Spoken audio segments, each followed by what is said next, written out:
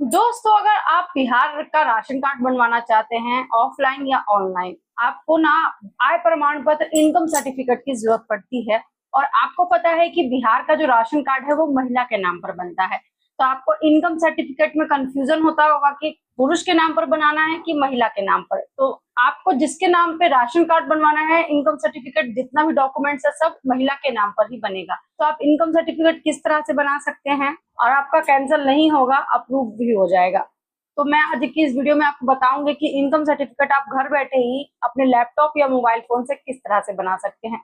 तो चलिए समय बर्बाद नहीं करते हैं और आपको बताते हैं कि आपको इनकम सर्टिफिकेट किस तरह से बनाना है। तो आपको लिखना है सर्विस ऑनलाइन बिहार गवर्नमेंट.in। इसके ऊपर सर्च करने के बाद जो RTPS करके लिखा हुआ आ रहा है उस पर आपको क्लिक कर देना है। यहाँ पर आपको ऑनलाइन आवेदन पर क्लिक करना है, फिर लोक सेवाएं सामान्य प्रशासन विभाग पर क्लिक करना है। उसका देखिए यहाँ पर आय प्रमाण पत्र का जो ऑप्शन आ रहा है अंचल स्तर पर क्लिक कर देना है आपको। अब ये वाला कुछ इस तरह से आपको खुलकर मिलेगा। यहाँ पर आवेदक का जो भी डिटेल है वो सब आपको यहाँ पर दे देना है। जैसे यहाँ पर देखिए लिंग पूछा जा रहा है तो स्त्री के लिए बना रहे हैं तो स्त्री पर क्लिक कर दीजिएगा आप। और यहाँ पर देखिए नेम ऑफ एप्लीकेंट, जो मतलब जिसके नाम से आप बनाना चाह रहे हैं उनका नाम यहाँ पर आ जाएगा।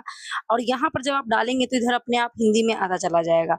फिर जो उन महिला का फादर का नाम होगा उनका फादर का नाम आ जाएगा, पिताजी का इधर अपने आप हिंदी में आ जाएगा। फिर नीचे माता जी का आ जाएगा, फिर नीचे उनके हस्बैंड का नाम आ जाएगा और उनकी जो मोबाइल संख्या होगी वो भी आपको दे देना होगा और एड्रेस। और यहाँ पर ना एक आपको ईमेल आईडी भी देना है आवेदक का, ताकि आपका जब ये फॉर्म मतलब कि आपका ये बन जाएगा तो आपके ईमेल पे आपको ये प्राप्त हो जाएगा। तो प्लीज एक बार ईमेल आईडी जरूर दीजिएगा। एड्रेस क्या है उनका, राज्य आपको पता है बिहार से भर रहे हैं तो राज्य आ जाएगा यहाँ पर।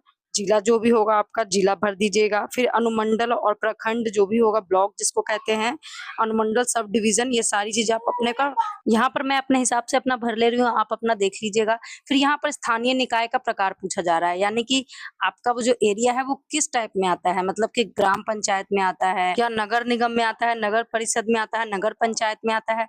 जो आप किस हिसाब से ठीक होगा भर लीजिएगा। फिर यहाँ वार्ड संख्या हमारा पूछ रहा है तो हम यहाँ वार्ड संख्या डाल देंगे। अब यहाँ पर देखिए दोस्तों, आप जो भी भरेंगे ना उसके हिसाब से यहाँ पर आपको देखने के लिए मिलेगा। जैसे मैंने यहाँ नगर निगम सिलेक्ट किया है तो यहाँ पर देखिए नगर निगम का आ गया है। अगर आप ग्राम पंचायत करेंगे, नगर परिषद करेंगे तो उसके हिसाब से ही आएगा। अब यहाँ पर देख लीजिए दोस्तों, जो आपका ग्राम मोहल्ला होगा, टाउन होगा, लिख दीजिएगा। डाक पोस्ट होगा जो वो लिख दीजिएगा। थाना आपका जो भी होगा वो लिख दीजिएगा। पिन कोड जो आता होगा वो लिख दीजिएगा। और यहाँ पर जिसके भी आप फॉर्म भर रहे हैं उसकी फोटो यहाँ पर आपको डालनी है। और साइड में यहाँ पर देखिए आधार संख्या जो भी है उस व्यक्ति की, वो आपको यहाँ पर डाल देनी होगी। फिर नीचे आप जब देखेंगे तो यहाँ पर पेशा लिखा हुआ है, तो प्रोफेशन में आपको यहाँ पर, अब यहाँ पर हम पेशे में देखिए सिलेक्ट कर लेंगे। यहाँ से तो हम अन्य पे सिलेक्ट कर देंगे। आप चाहें तो हाउसवाइफ गृहिणी पर भी सिलेक्ट कर सकते हैं। और यहाँ पर आपको जो है उल्लेख करें, यानी कि आपका काम क्या है, तो यहाँ पर मजदूरी दे दीजिएगा।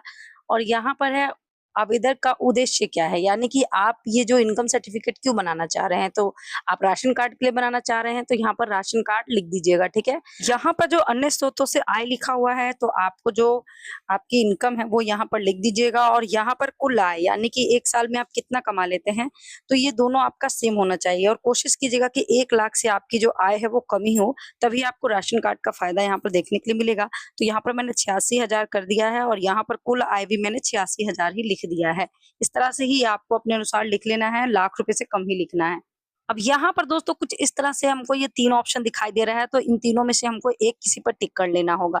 तो अगर आपके पास वेतन पर्ची है पेंशन की तो वो आप उस पर टिक कीजिएगा। आयकर रिटर्न नहीं भरते हैं तो ये अन्य अभिलेख जो लिखा है इसके ऊपर ही हमको क्लिक कर देना होगा। तो इस पर क्लिक करने के बाद नीचे जब आप देखेंगे तो यहाँ पर ये कुछ नंबर लिखा हुआ है, इस नंबर को यहाँ पर आप डाल दीजिएगा।